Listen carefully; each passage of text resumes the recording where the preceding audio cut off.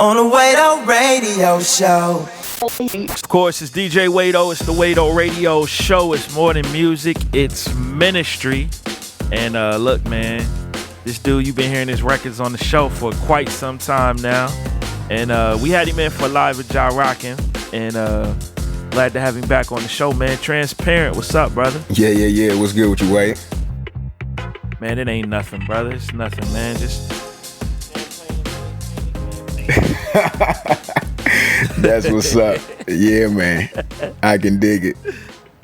Yeah, man. How's that weather out in Cali, dog? Oh, it's lovely. You know what I mean? It's about to get real hot, but it's lovely right now. Like, I like going from spring to summer. I don't really like when the summer really hit because I can't really do the hot like that. But no, it's good right now, though.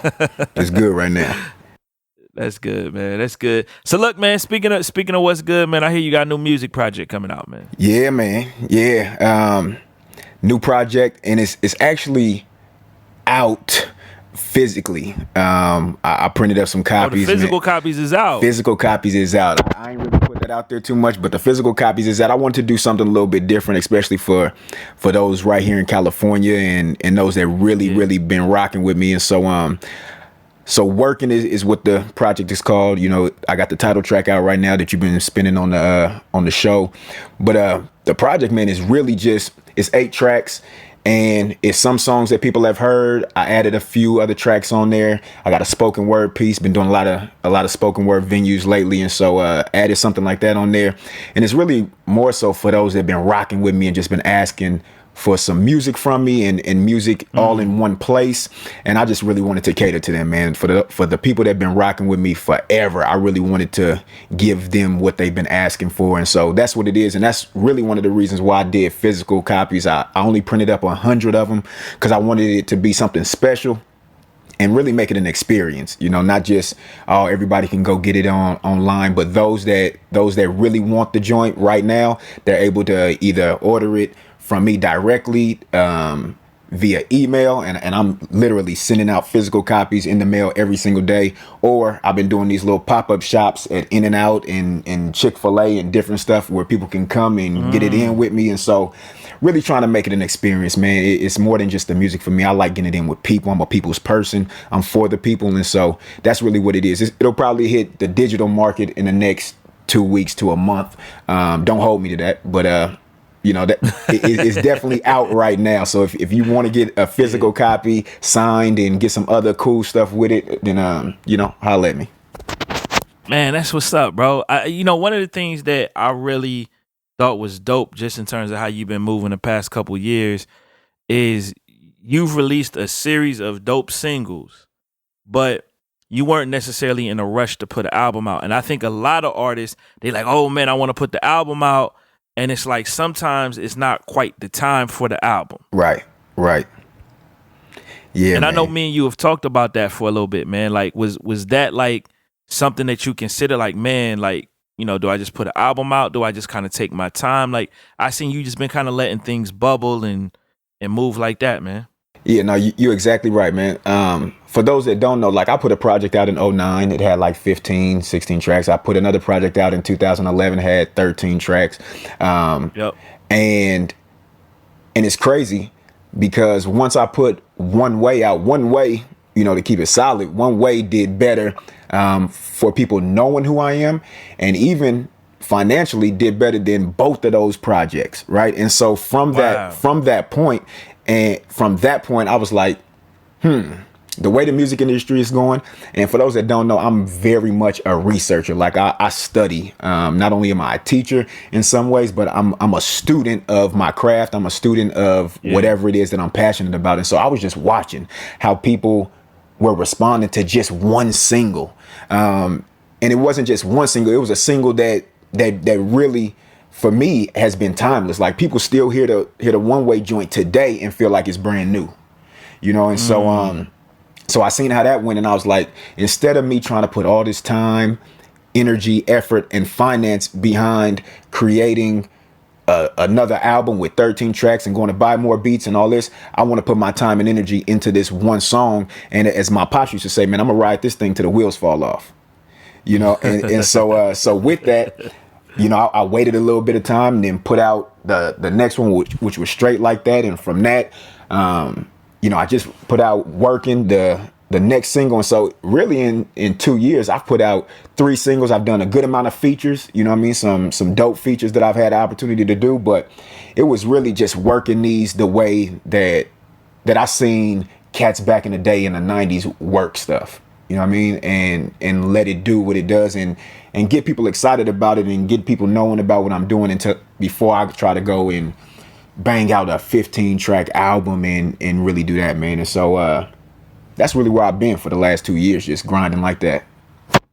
Yeah, I know, man. Like, I know the other day, man, you posted something where Steph Curry was warming up the one way. Yeah. And at the Warriors game, man.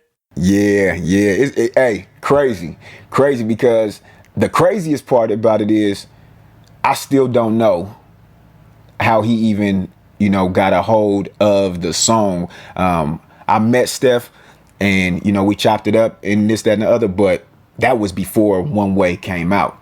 And so, we have mutual friends, mutual acquaintances. So I still don't know. All I know is I got hit up early in the morning by my boy Marcus Thompson, who's a writer for the Marcus is the homie, man. San Jose Mercury News, and he hit me with a video and was like, "Hey, look what Steph was warming up to," and I lost it, man. I'm like, that's crazy. That my music is being played in the Oracle Arena while the now MVP is warming up. Shout out to my Warriors. But yeah, it's been crazy, man. Stuff like that has just been happening. And so for a song that came out in 2013 to now be in the Oracle Arena in 2015, it's just a statement to the very thing I was just saying. Yeah, that's good, bro. That's good. Speaking of the Warriors, man, we're going to come back to the music, man. I don't even know if I need to ask you this, man, but I'm sure that's your pick for the NBA Finals. Oh, my goodness. Come on, man. If it wasn't you and we didn't have the type of relationship we do, I might feel insulted, right? But it's you. You my dude. So yeah, man, the Warriors going all the way. The turn up is real. They only know one way, and Steph is going Steph. That's it, man. That's it. Yeah, they killed it right now, man. But be honest, you wasn't a little nervous during that Memphis series when y'all went down 2-1? You know what? I'm gonna keep it solid, man. I was a little bit nervous. I was just more so focused on the fact that if we play ball how we supposed to play, then we not losing, man. We've proved that throughout the entire year. And they just had to get back on their game. Steph had to get refocused and once everything got going, man. Listen, man, I'm going to say it again. Steph is going to Steph. Man, that's video game Steph. I don't care. People talking about video game Harden and all this. Nah, it's video game Steph. He's killing it, and he rocking with us, and so it's Warriors all day. Yeah, man. I'm one of the things I love about Steph, man, is just how committed he is to just his faith. You know what I'm saying, in the Lord. Yeah. And man, he was on Sway not too long ago, and he had you in his top. I mean, it wasn't him. It was the boxer, man. Yeah, Andre Ward. Andre Ward, bro. Yeah. Had you in his top 5, bro. Like you seem to be, your music is finding its way in the space with all these big time sports people, man. It is, man, and that is I can't take no credit for that, man. That's just God doing what he wants to do with the music, when he wants to do it and how he wants to do it. Because if it was something I was trying to do, I would have messed it up a long time ago. You know what I mean? And that's just me keeping it solid. But yeah, I really think that those kind of things are happening. One, because people are connecting with the music, but then people are connecting with me. The person that I am. Like me and Andre, that's my bro. So it's not just, it's this random athlete. No, that's my brother. Like we've been through stuff, been grinding. People don't even know, man. I walked him out to his first championship fight in 2009 at the Oracle Arena. He came out to one of my songs that people probably never heard. It's called The Greatest. And I'm in the middle of the ring. I remember that song. Yeah, on Showtime. And I'm rocking. I'm rapping while he's coming to the ring. And so Yeah, that's my brother, and for him to do that was just a big deal because he's not the type of dude that's gonna be like, let me just throw Transparent's name out there just because that's my dude. Nah, he really rock with me as a person, but more so he rock with the music, and so man, I'm grateful for that. Yeah, that's crazy, man. How'd y'all link up, bro? Man, so the crazy thing is we linked up in Arizona. It was at an actual conference for athletes. It was like an athletes international conference, and I was out there doing music. Napoleon Kaufman, shout out to the Raiders.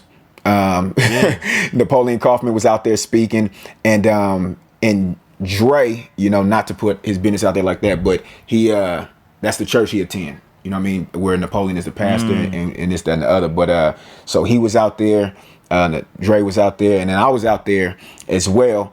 And crazy thing is, he came up to me, and I knew about him, but he came up to me and was like, this is in the lobby, and was like, hey, man, I just want to tell you, man, I appreciate the way you worship. And I was like, huh?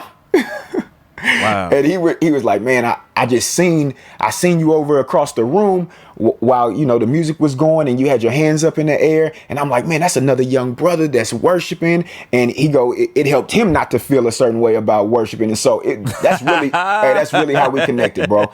Like we knew of mutual people from back in the day, from high school. One of my close friends went to school with him. So we kind of knew of each other, but didn't know each other. But yeah, man, that's really how the connection started right there. That's funny. Yeah. That brother was like, yo, I'm not embarrassed to worship. Somebody else in here worship. Exactly. And the crazy thing, we was in there with a bunch of older men. You know what I mean? So it wasn't too many young dudes in there. So, you trying to feel your way out and see what's going on. But yeah, man, that's really how it happened. That is funny, man. That's funny. I know you do a lot of mentoring in out there in the Bay Area, man. Yeah. And you got a program called Mels Two Men. Yeah, man. Yeah, I'm super excited about it.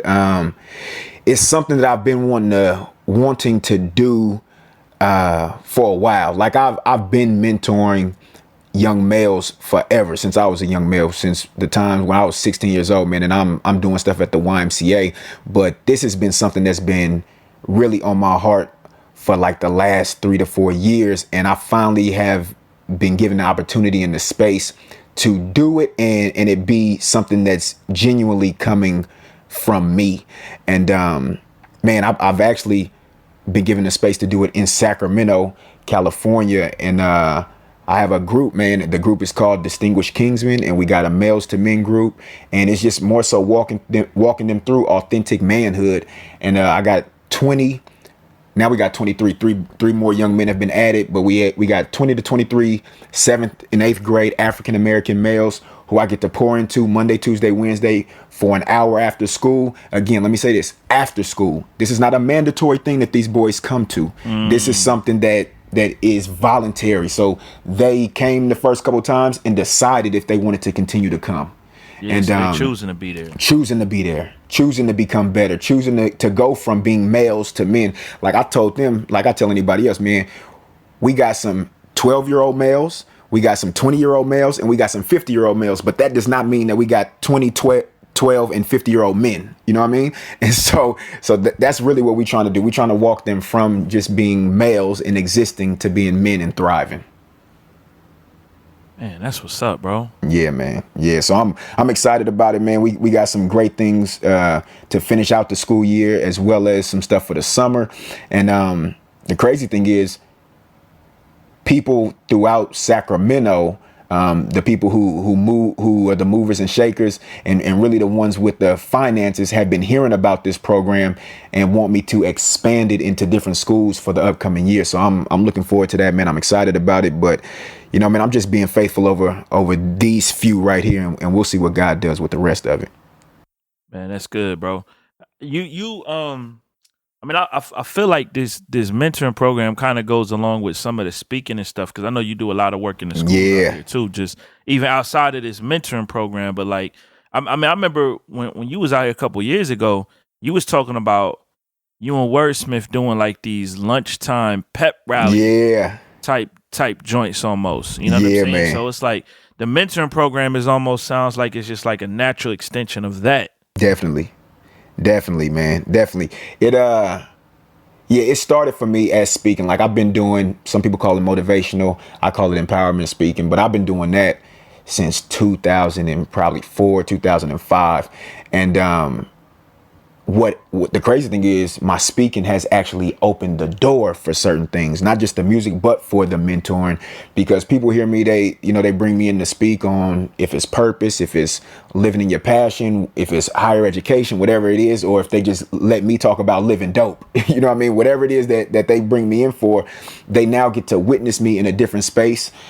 And they also get to see how these young people, how they actually connect with me. And that's really what it's about. It's about engaging people, and it's about connecting and getting somebody in front of these young people that can hold their attention to give them the valuable words of wisdom that they need to actually affect their lives. So from me speaking and from me doing this over these last 11 years, now people are trusting me with more time with these students, if that makes any sense. You know what I mean? So now I go from just speaking for 45 minutes to an hour to now people are entrusting me 3 days a week for an hour throughout the entire school year with 20 to 23 young males. So it all works hand in hand with me, man. And I tell people I'm a professional communicator, and I communicate in all these different avenues. If it's from speaking to being an artist, to being a consultant, an actor, coach, whatever. You know, I'm coaching basketball right now too, man. And that's just another avenue for me to teach these males how to be men. So all that, man. Yeah. All that, bro. What's your message you kicking to people right now, man? Really just live in your purpose, man. Like that's it. Live in your purpose. And due to the fact that I do a lot of speaking in public schools where I have to be very careful with my faith, right? And my belief that I share with people about purpose. We break it down. I let them know that they do have a purpose, but then God has given me a creative way to go about sharing how I found out about my purpose, right? I'm not telling you this is how you have to do it, but if you want my story, this is how I found my purpose. And I didn't find my purpose until I found the creator and really found out what the creator created me for. You know what I mean? And so that is another way that I can kind of sneak my faith in there, man. And then it just opens up these people or young people to all these questions, and the conversations just flow from there. That's good, man. That's good. That's always, I think, the tricky part is when you go into schools as a Christian, how do you communicate your truth, right, but still kind of follow the rules of not quote unquote preaching or right, you know, whatever the case may be. Right. Yeah, and it's crazy, man, because it was a difficult thing. Like 2005, I think that's when I started my nonprofit. Yeah, 2005. I remember my pops coming up to me and he was like, "Hey, somebody wants you to come speak in this public school." And I was like, "Oh, cool." You know, and I was just starting off doing a lot of public speaking. And he was like, "But they said you can't talk about Jesus." Now, then when I was fresh into it, I was a baby. I was like, "Oh, I ain't going to that school. They don't want Jesus in there, then they don't want me." Right? I can't say Jesus, then I ain't going in there. And God really had to show me that that he's with me everywhere I go, man. You know what I mean? And he just gave me creative and innovative ways to bring that to people. And man, it's been working, you know. And so I tell people, man, you know, we need more believers. We need more Christians in these schools, man. Like for me, that's my mission field. I don't get to travel like other people who go on mission trips, but these schools, that's my mission field. Like that's where I'm trying to make change, because if we can start changing these middle schools, these high schools, this world will change, because these are our influencers. Like these are our influencers, not just for next, but right now.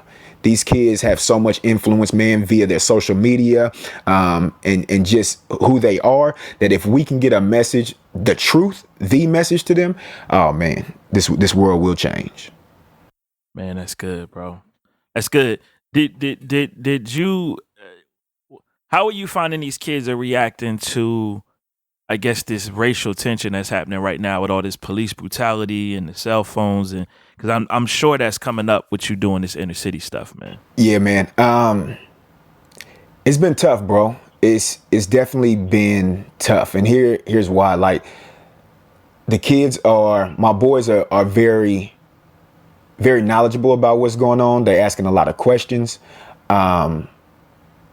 But due to the fact that it continues to happen, they are looking at me like it's not going to stop. So what are we supposed to do? Because this could be me tomorrow. This could be me the next day. This could be me as soon as I walk up out of here today, coach. You know, they going, hey, we see people are trying to make change, but we continue to see the same thing happen over and over again. And for them, this is really like their first time witnessing something like this. You know what I'm saying? Like they are being exposed to not just one incident, but all these incidences going on. And it's been tough, bro. It's been very weighty on my heart. Not just what's going, like the things that have happened, but just the way that they are taking it in and trying to process. Again, I'm dealing with 12 to 14-year-olds who their brains are still processing just how to be right now. But now they have to process this whole piece of it, man. It's been tough, bro.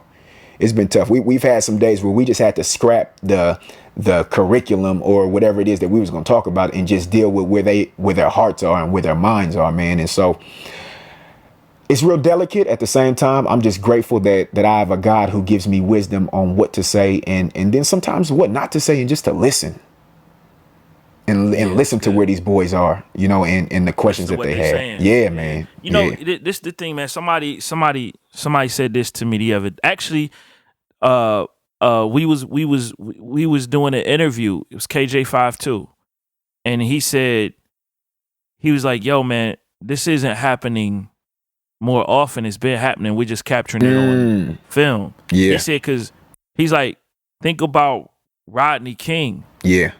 That was the same thing. It was just somebody happened to have a camera. Right. Now everybody has cameras. Right. So all this stuff is being captured. And man, when he said that, it made me think about, because I was a kid when that happened. Yeah. You know? Yeah. It made me think about how I felt. Yeah. Seeing that. And it's like, these kids are seeing that every week now. Yeah. Yeah. So it's like that emotion that we had back then when we were kids, they're experiencing it every week. Exactly. And it almost feels like, man, when is this going to stop? Yeah. Because people are dying. Yeah. You know, Rodney King got assaulted, but he didn't die. Yeah. These people are being killed. Yeah, man. Yeah, bro. And it's traumatic, right? Like, it's traumatic for us as adults, but imagine a 12, 13, 14-year-old. Yeah. Like, it is, man, bro. It'd be heavy on me, man, you know? Because the other part is, okay, now when these things occur, we need to have some type of counseling, right? We need to have some type of debriefing and breaking it down. But then it happens again. We ain't even had time to deal with the first time that it happened. And now, bro, it's a lot, man.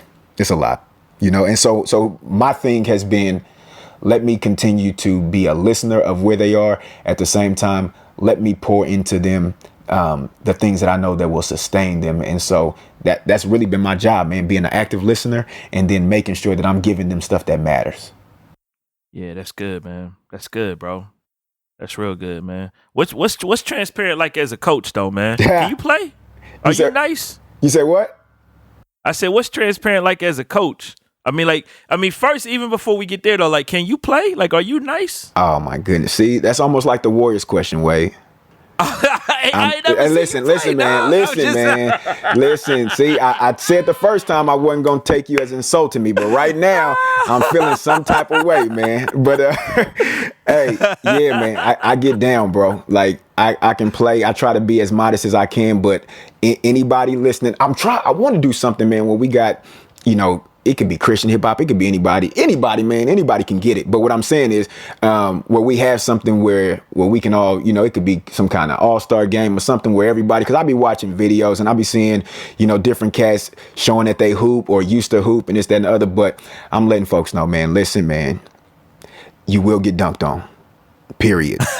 Whoever hey, you it know is. Who can play? You know who can play for real? Who? Too? You and Dre Murray need to go at it, bro. Oh, hey, Dre, holla at Dre me. can play, bro. Holla at me. Dre, Yeah, if you listening, Dre can play. If you listening, listen, man. Next time you in California, holla at me. Yeah, Dre can Dre lace him up, man. He can play, That's bro. what's up, man. That's Both what's of y'all up. tall too, so that might be a good matchup. You know what I mean? That's what's up.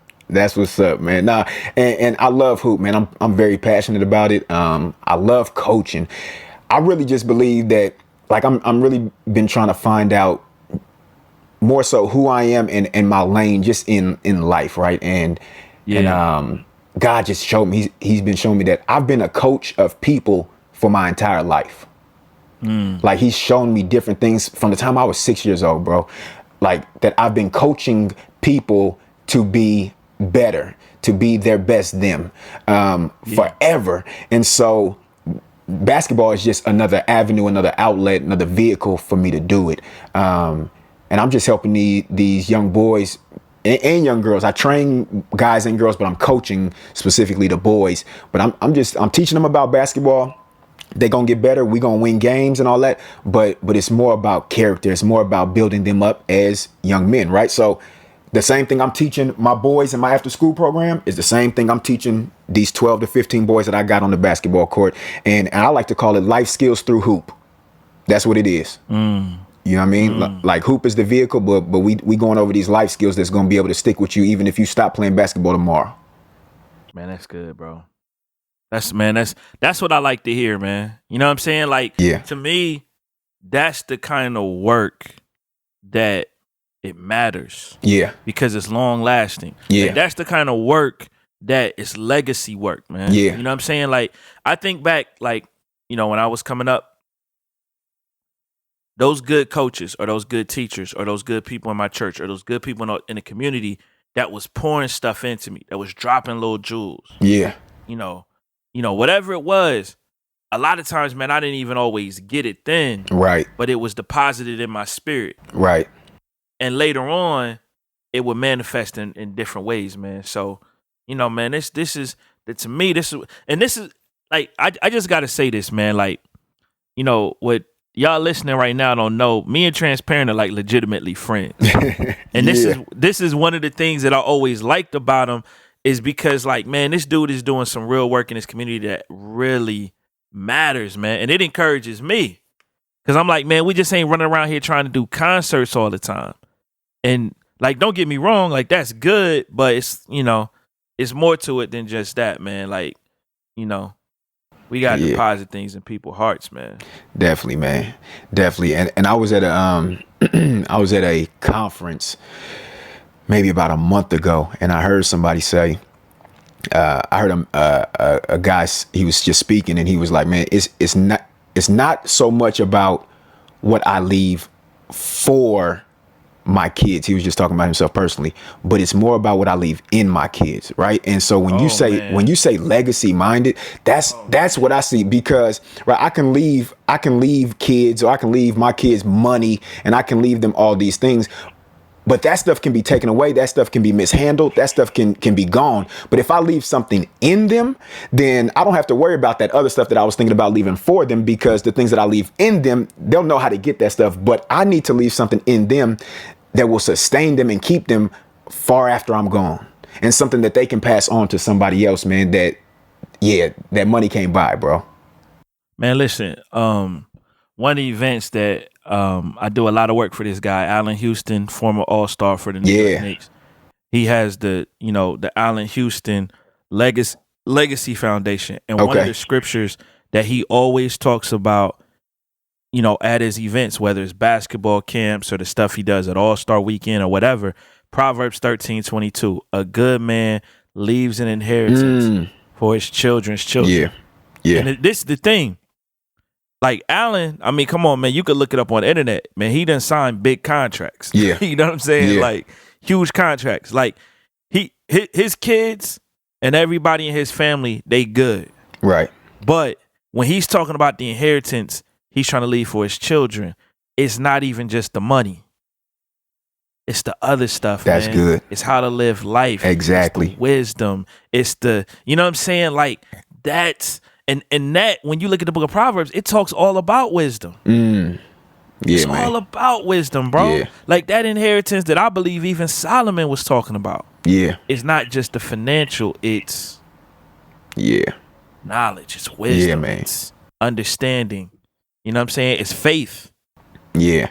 Yeah. You know what I'm saying? Paul talking to Timothy in the letter, he was just like, yo, man, the faith you got from your grandmother. Yeah, I saw man. the faith that your grandmother and your grandmother called her by name, Lois. Your grandmother Lois had. Yeah.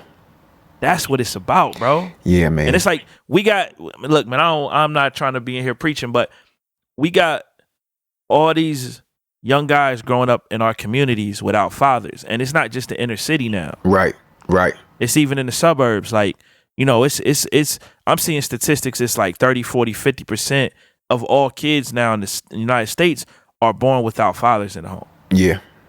Single mothers. So it's like, we need more people like you in the community, leaving that inheritance for, it's not even for your children now. Right. You're Right. leaving the inheritance for other people's children, because if you don't leave it, it doesn't get left. Exactly.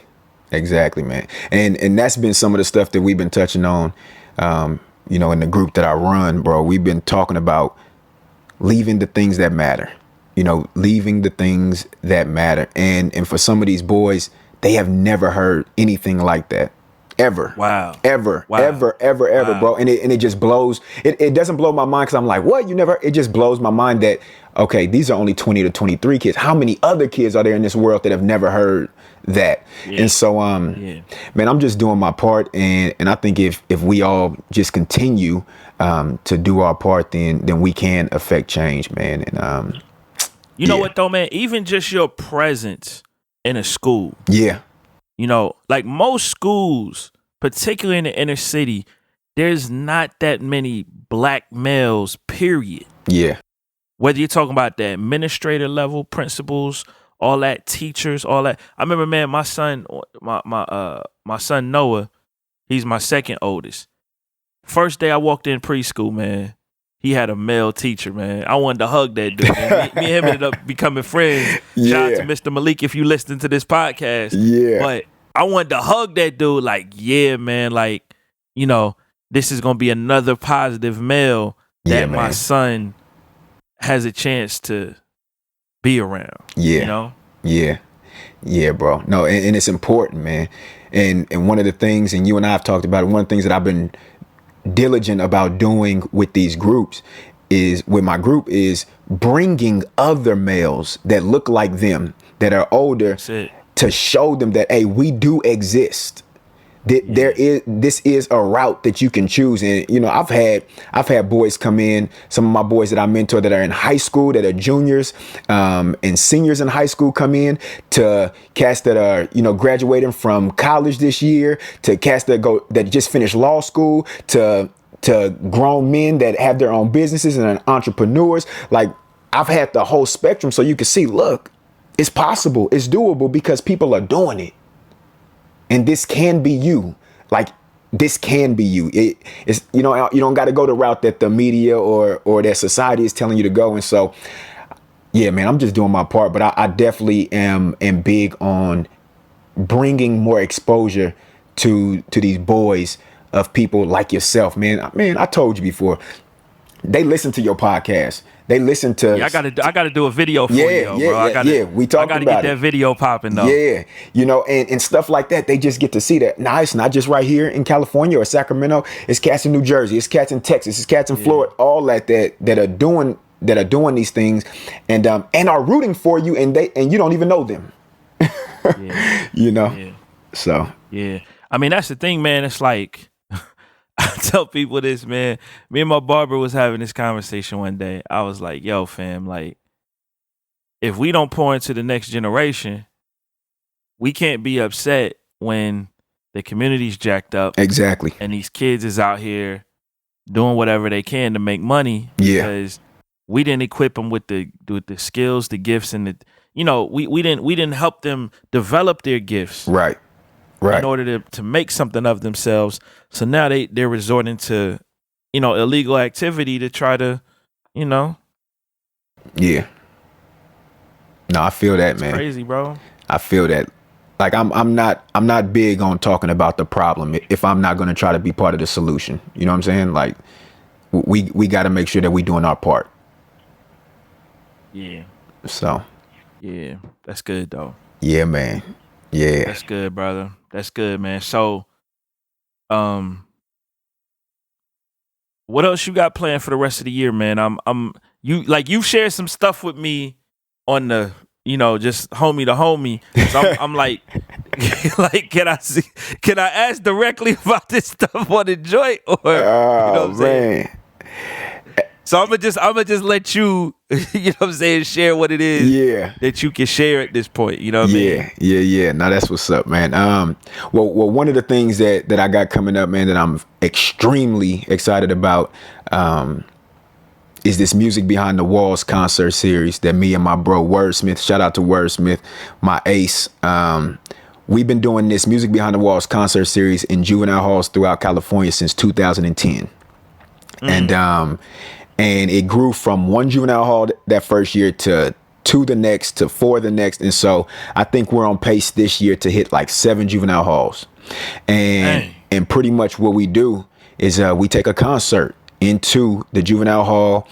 We get the entire juvenile hall to come out. It's either in the gym or outside. I mean, we do it right though. We bring stage, we bring lights, we bring everything. We bring food, we bring hot dogs, we bring all that stuff to these young people who are physically, in bondage, but we want them to be mentally and spiritually free. And so we go in here on a Saturday or a Sunday, and do what we do. We rock, we do music. My bro Wordsmith, usually he has a 15 to 20 minute word that he gives. And these juvenile halls have been just opening up their doors to us every single year.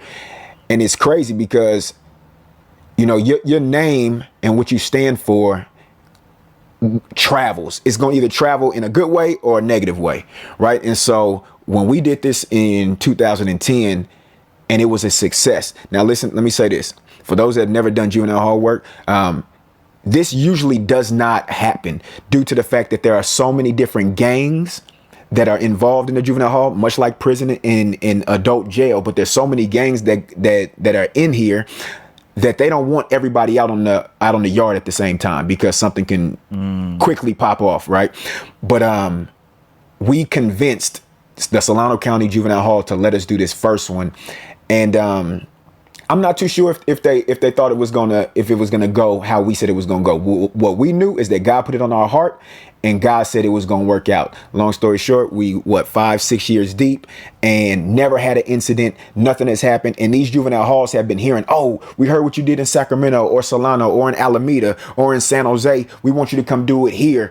And that's really what's been happening, man. And so I'm beyond fired up about that. Like, I get excited about doing events at the schools, at the churches, everything that I get to do. But this right here, man, this is just touching.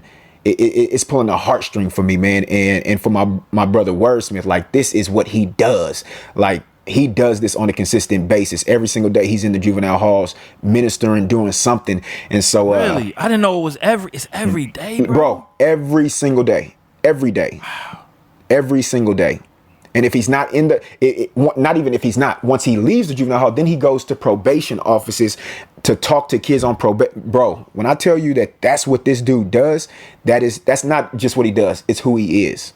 And it's because of his story and his testimony. And one day, you might have to chop it up with him for him to share why he's so passionate about these young people that are incarcerated, man. So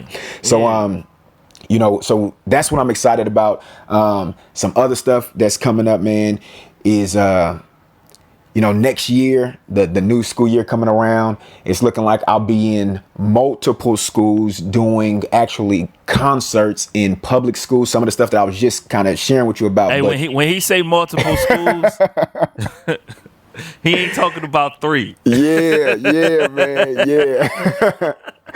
Yeah, man. A good amount of schools, man. And a good amount. We'll leave it at that. A good amount of schools. And the dope thing is that